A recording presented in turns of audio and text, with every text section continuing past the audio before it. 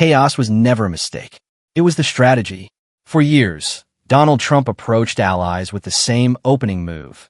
Apply pressure first, create uncertainty, and force concessions before anyone could react. Tariffs, public standoffs, and economic threats weren't side effects of his leadership style. They were deliberate tools. The belief was simple. If the environment feels unstable enough, even strong partners will give in just to restore calm. For many countries, that calculation worked. Faced with market volatility and political risk, governments chose the shortest path out. They accepted deals tilted against them, softened their positions, and stepped back quietly to avoid drawn-out confrontation. Resistance was expensive. Compliance was faster. But one country chose a different response. Canada did not bend, and neither did Mark Carney. That decision didn't make headlines overnight. But today, its impact is impossible to ignore. Across North America and far beyond, policymakers, investors, and analysts are reaching the same conclusion. The pressure campaign against Canada failed. And the strategy used to resist, it is now being studied as a blueprint for standing up to political intimidation without triggering economic collapse. The relationship between Canada and the United States has entered one of its most unstable chapters in modern history. For decades, the two economies were woven tightly together. Products were designed across borders. Supply chains crossed provinces and states without friction. Entire industries depended on coordination, predictability, and trust. That integration was once seen as an advantage, proof of shared stability. Today, it's being re-examined as a liability. America First has replaced partnership. National interest has replaced coordination. And trust has been replaced by caution. Observers who lived through both Trump administrations describe the shift clearly. The unpredictability that defined the first term didn't disappear, it intensified. But more importantly, something deeper changed. Core assumptions about the U.S. relationship with its closest allies began to fracture.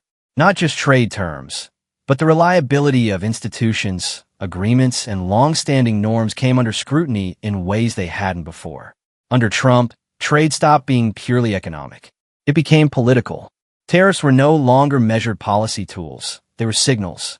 They arrived suddenly, often without legal clarity or long-term planning, designed less to reshape markets and more to unsettle them.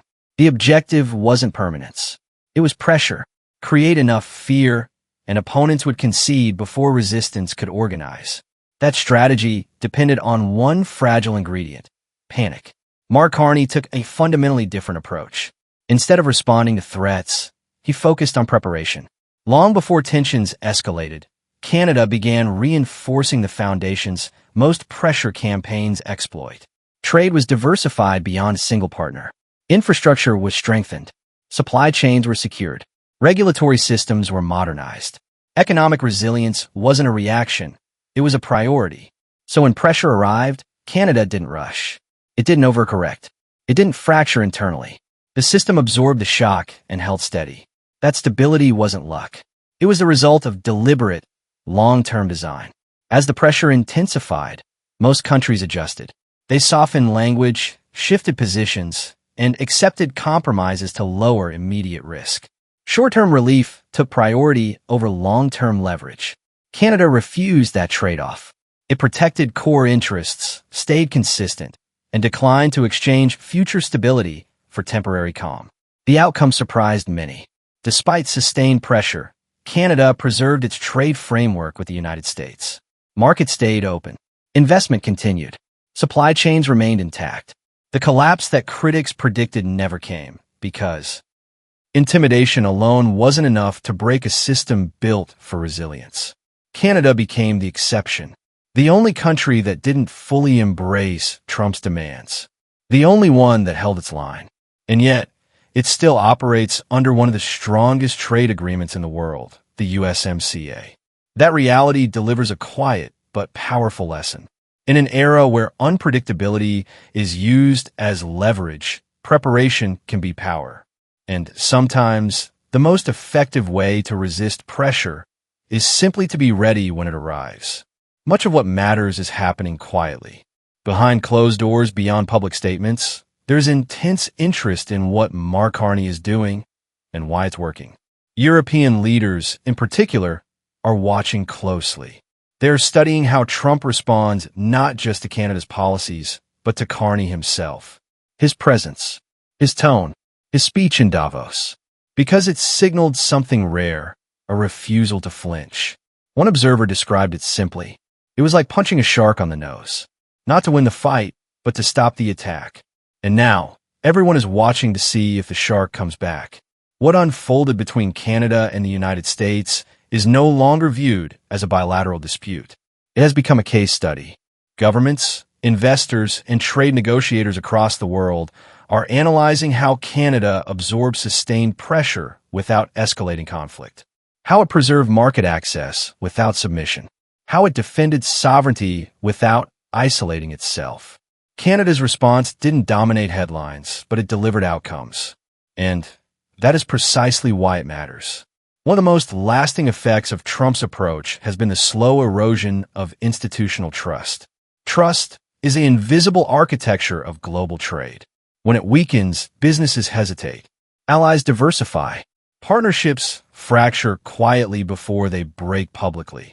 Canada recognized this shift early and adjusted its posture accordingly. The relationship with the United States is no longer managed through automatic confidence. It is approached with realism, caution, and strategic clarity. That change is structural, and it may be permanent. When asked whether the Canada-US relationship can fully recover, the answer has grown more sober over time.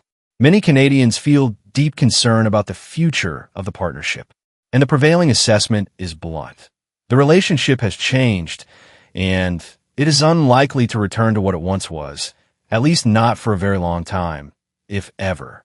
Trump's pressure campaign went beyond tariffs. Political signals were sent. Internal divisions were subtly amplified.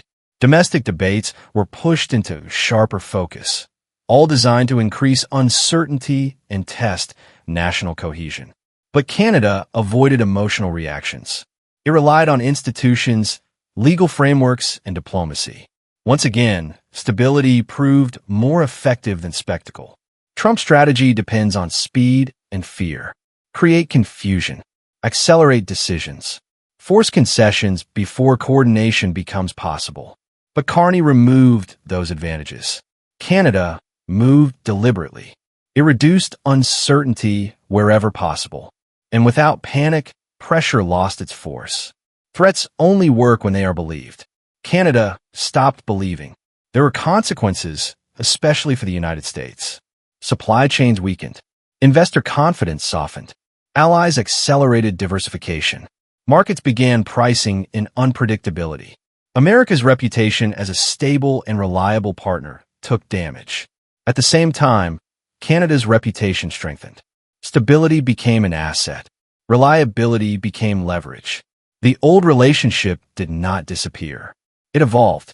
Canada no longer operates on assumptions of goodwill. It operates on preparation, calculation, and institutional strength. That is not a weaker partnership. It is a more mature one, and it was forged directly through sustained pressure. This story is not really about tariffs or trade agreements. It is about power, strategy, and resilience. Donald Trump believed pressure would force compliance. Instead, it produced resistance. He believed intimidation would deliver control. Instead, it encouraged independence. Mark Carney did not confront Trump head-on. He outlasted him through preparation, through patience, through institutions strong enough to absorb shock without breaking. Canada did not shout. It did not escalate. It remained disciplined, consistent, and focused. And now, governments around the world are paying attention. They're learning that effective leadership does not require chaos. It requires credibility, coherence, and long-term planning. Trump weakened one of the world's most respected bilateral relationships. He reduced trust and influence. And in the end, he achieved the opposite of his objective. Because when pressure stopped working, Canada was still standing. And Trump was standing alone. For clear, fact-based analysis on how Canada responds to pressure, interference, and global power politics, subscribe to our channel. Like the video, share it, and stay with us.